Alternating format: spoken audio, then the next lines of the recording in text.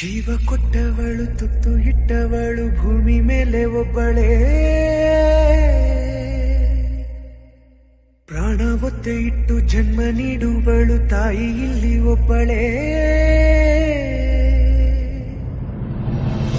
ಕಾಣುವ ದೈವವೇ ಕಂಬನಿ ಇಟ್ಟರೆ ಬದುಕಿಗೆ ಅರ್ಥ ಎಲ್ಲಿದೆ?